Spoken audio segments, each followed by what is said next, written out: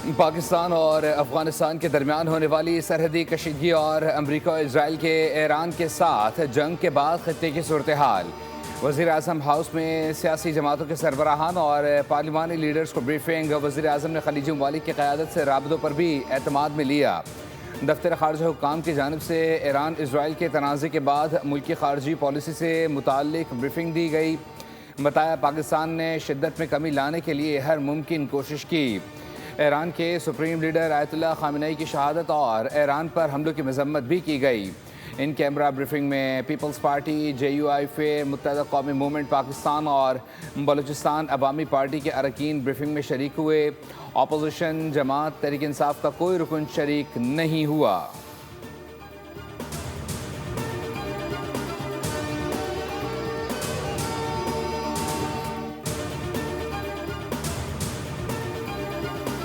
अफगान तालिबान और फितनल खवारिज के खिलाफ पाक फौज की मौसर जवाबी कार्रवाइयाँ जारी। ऑपरेशन ग़ज़ब-उल हक़ के दौरान अहम अफगान तालिबान सरखना जहन्नुम वासिल तोरखम के करीब अफगान तालिबान और फितनल खवारिज की दरअंदाजी की कोशिश नाकाम बना दी। पाक फौज ने अफगान तालिबान सरखना कहरमान को साथियों समेत जख्मी जहन्नुम वासिल किया। हलाक अफगान कमांडर का ताल्लुक जलालाबाद से था। इससे कबल चमन सेक्टर में खुफिया तलात पर अफगान तालिबान की मुसल्लह तश्कील के खिलाफ कामयाब कार्रवाई में एक अफगान तालिबान दहशतगर्द हलाक और 3 को जख्मी हालत में पकड़ लिया गया। अब तक अफगान तालिबान रजीम के 464 कारिंदे हलाक और 665 से ज़्यादा जख्मी हो चुके। 188 चेक पोस्ट तबाह, 31 पोस्टों पर कब्जा कर लिया गया। 192 टैंक, 72 बंद गाड़ियाँ, आर्टिलरी गन तबाह की गई। अफगानिस्तान भर में 56 मकामात को फ़िज़ाई कार्रवाई के जरिए मौसर तौर पर निशाना बनाया गया।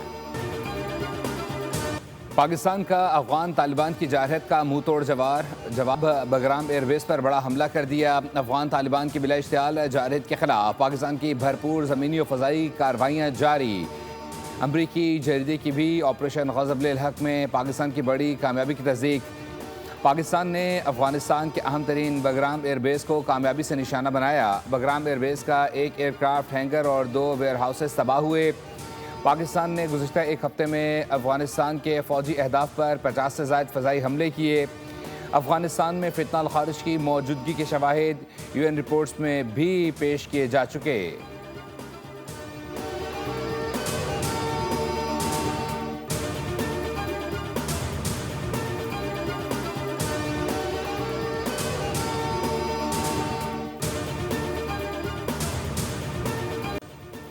अमरीका और इसराइल के ईरान पर हमले जारी। अहम हुकूमती अस्करी मराकज़ को हदफ बनाया। शोहदा की तादाद 787 हो गए। कुम में मजलिस खबरगान रहबरी की इमारत पर बमबारी की।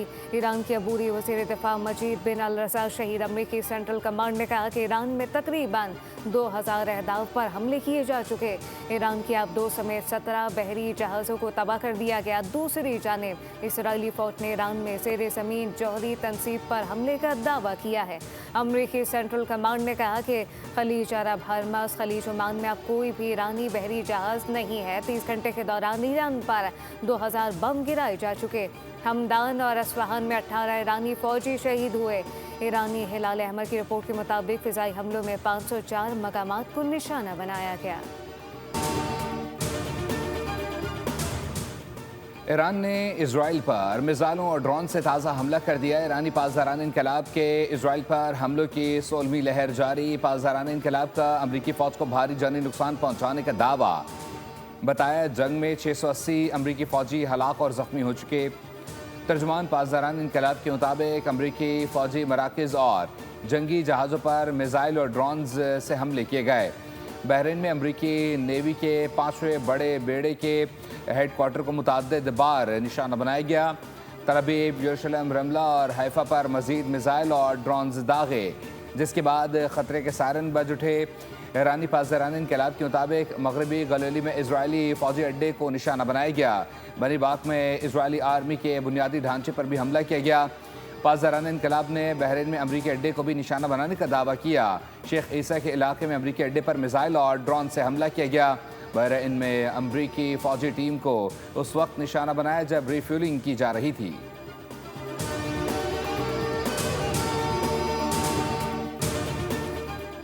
अमरीका का अपनाए हरमस खुलवाने का फैसला। अमरीकी सदर ने कहा कि ज़रूरत पड़ने पर अपनाए हरमस में कमर्शियल जहाज़ों के साथ अमरीकी नेवी जाएगी। जहाज़ों के इंश्योरेंस में अमरीकी मालियाती इदारा मदद करेगा। ऑयल टैंकर समेत तमाम तिजारती जहाज़ों के इंश्योरेंस और गारंटी फराहम की जाएगी। इक़दाम का मकसद खलीज में जारी कशीदगी के दौरान तिजारती सरगर्मियों का तहफ़्फ़ुज़ है।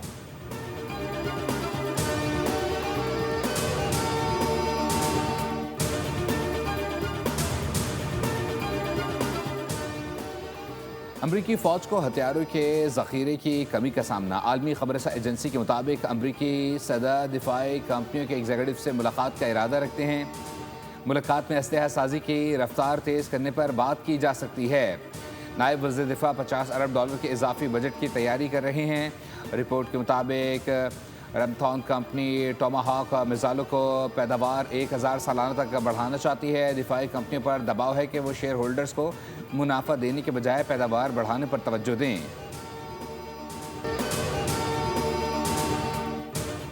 ईरान के खिलाफ गैर कानूनी जंग पर ट्रंप तनकीद की सद में आ गए। अमरीकी सेनेटर ने सवालात उठा दिए। डेमोक्रेटिक सेनेटर एलिज़ाबेथ वॉरेन ने कहा कि ये गैर कानूनी जंग झूठ पर मबनी है। ट्रंप इंतजामिया के पास ईरान से मुताल्लिक कोई मंसूबा नहीं। जंग में मारे गए अफराद के बारे में सदमे का शिकार हैं और जंग ख़त्म करने के लिए हर इकदाम करेंगे। अमरीकी सेनेट में अक़लियती लीडर चक शॉर्मर ने कहा कि इंटेलिजेंस कमेटी की ब्रीफिंग के बाद वो पहले से ज़्यादा तशवीश का शिकार हैं, क्योंकि ट्रंप इंतज़ामिया जंग का जवाब हर घंटे बदल रही है। कभी रिजीम चेंज की बात की जाती है, कभी न्यूक्लियर हथियार, कभी मिसाइल, कभी अपना दिफा, कभी जारियात। अगर जवाब बार बार तब्दील होगा और किया जा रहा है तो इसका मतलब है कि कोई हिकमत अमली ही नहीं है।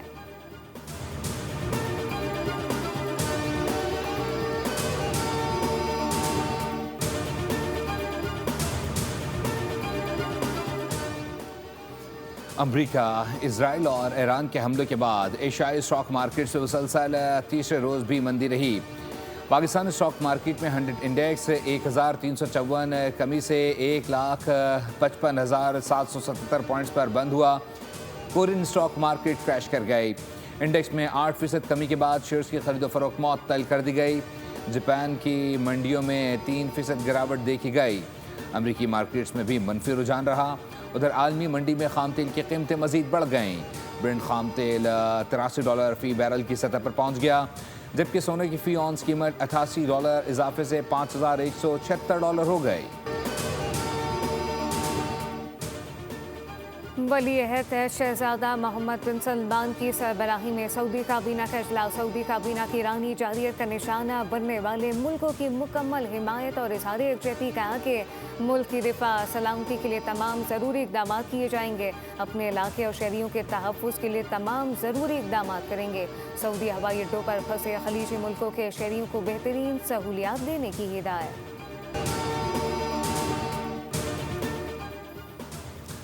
कनाडा के वज़ीर आज़म का मशरिक़ वस्ती में कशीदगी कम करने का मुतालबा। वज़ीर आज़म मार्क कार्नी ने कहा है कि मशरिक़ वस्ती में कशीदगी कम होनी चाहिए। तमाम ममालिक बशमूल अमरीका और इजराइल आलमी जंगी कवायद की पाबंदी करें। ख़ित्ते में पुरअमन हल और तहम्मुल का रास्ता अपनाना नागुज़ीर है।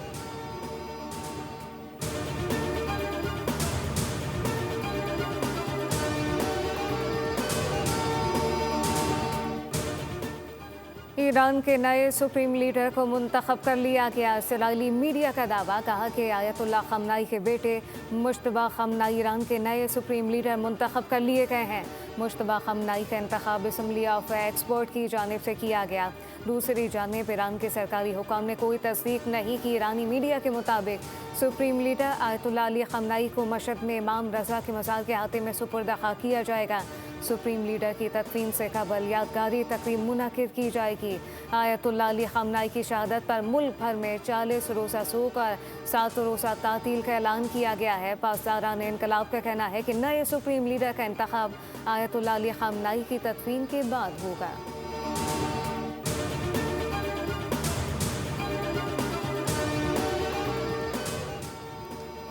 पाकिस्तान के पास पेट्रोल और डीजल का ज़ख़ीरा 28 दिनों का है। 10 दिनों का क्रूड ऑयल मौजूद है। LNG से मुतालिक फ़िलवक्त कोई मसला नहीं है। कतर से LNG का कार्गो आना है, वो आ गया तो मज़ीद बेहतरी आएगी। वज़ीर ख़जाना मोहम्मद औरंगज़ेब की मुल्की मौशी हालात पर कमेटी को ब्रीफिंग। कहा एनर्जी बहरान से निकलने के लिए एनर्जी कंसोर्शंस की जानिब जाना होगा। अगर ख़ित्ते में तनाज़ा तवील होता है तो इस पर मज़ीद मनसूबाबंदी करनी होगी। IMF के साथ स्टेट बैंक की तामीरी बातचीत हुई है। आदिल राजा की नाम नहाद तहकीकाती सहाफ़त का जनाजा निकल गया। बरतानवी अदालत ने आदिल राजा की अपील मुस्तरद कर दी। बरतानवी अदालत ने आदिल राजा पर पेशावर झूठे की मोहर लगा दी। जज के सबूत मांगने पर आदिल राजा खामोश रहे। बरतानवी अदालत ने आदिल राजा के इल्ज़ामात को बदनीयती पर मबनी बेबुनियाद करार दिया। मज़लूमियत और सियासी इंतकाम का मौक़िफ़ भी अदालती जाँच में मुस्तरद कर दिया गया।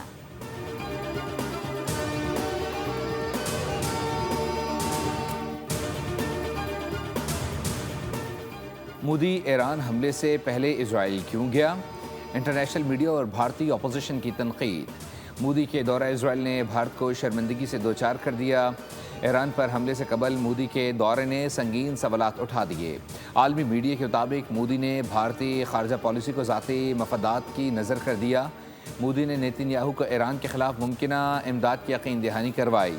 मोदी नेतन्याहू की इंतखाबी मुहिम में पोस्टर बॉय के तौर पर इस्तेमाल हुए। इजरायली सहाफ़ी ने मोदी को नेतन्याहू की इंतखाबी मुहिम का सस्ता इश्तिहार करार दे दिया। मोदी ने ईरान से तमाम फ़ायदे उठाकर आंखें फेर लीं। भारत ने खुद को नाकाबिल एतबार इत्तेहादी साबित किया।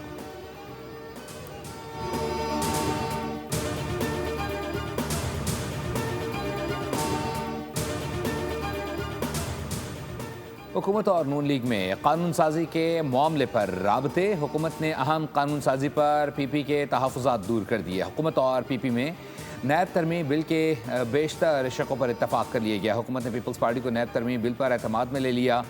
हुकूमत ने PP को नैब तरमीम बिल का मुसविदा गुज़िश्ता रोज़ फराहम किया था। नैब तरमीम बिल की दो शकों पर इख्तलाफ बरकरार है। बिल जुमेरात को सेनेट से मंजूर होने का इम्कान है।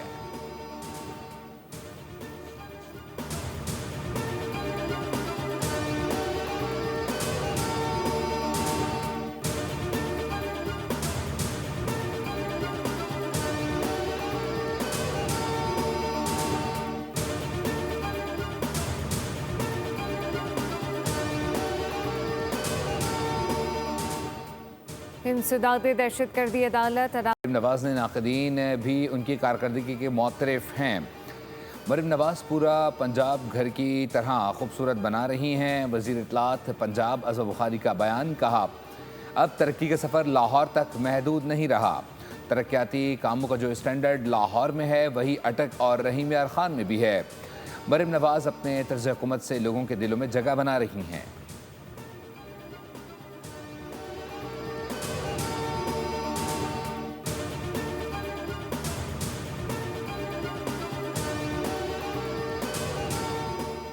अमेरिका की पाकिस्तान के लिए नई ट्रैवल एडवाइजरी जारी। अमेरिकी हुकूमती एहलकारों और उनके अहल खाना को पाकिस्तान छोड़ने का हुक्म दे दिया गया। कराची और लाहौर के अमेरिकी कौंसल खानों में अमेरिकियों को पाकिस्तान छोड़ने का फरमान। इस्लामाबाद में अमेरिकी सिफारत खाने के स्टेटस में कोई तब्दीली नहीं की गई।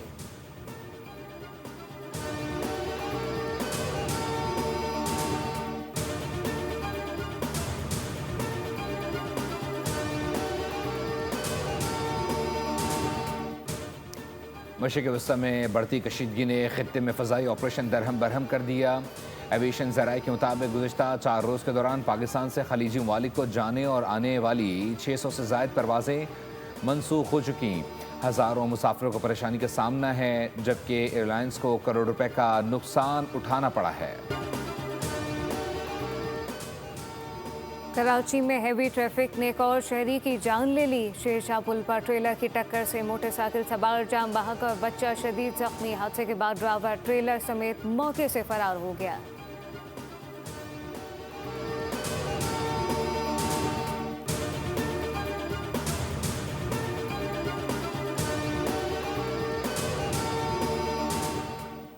मुल्की और बैनुल-अक़वामी गोल्ड मार्केट्स में सोने की कीमतों में फिर बड़ी कमी। पाकिस्तान में फ़ी तोला सोना 10,000 रुपये सस्ता होकर 5,39,962 रुपये पर आ गया। चांदी की फ़ी तोला कीमत 100 रुपये बढ़कर 9,400 रुपये हो गई।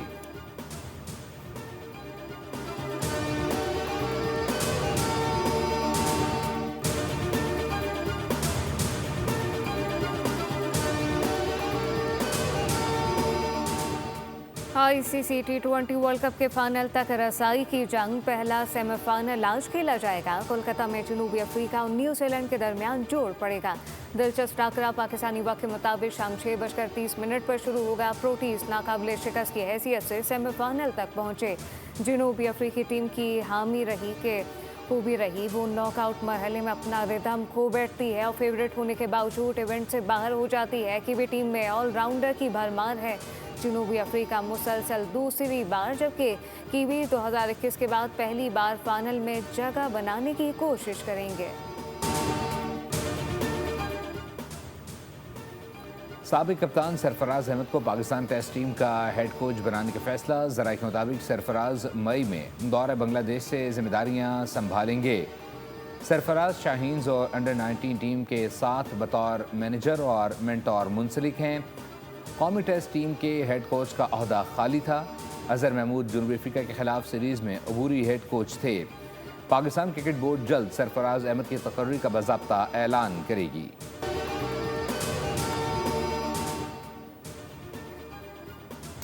और इंग्लिश प्रीमियर लीग में दिफाई चैंपियन लिवरपूल को 20वें नंबर पर मौजूद वोल्व्स के हाथों 2-1 से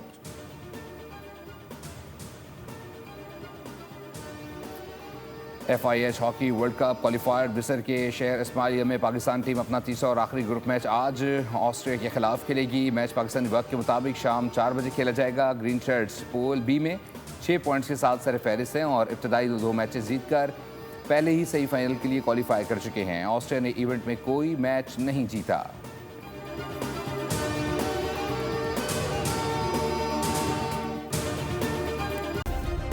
सब्सक्राइब करें और बेल दबाएं ताकि कोई खबर रह न जाए।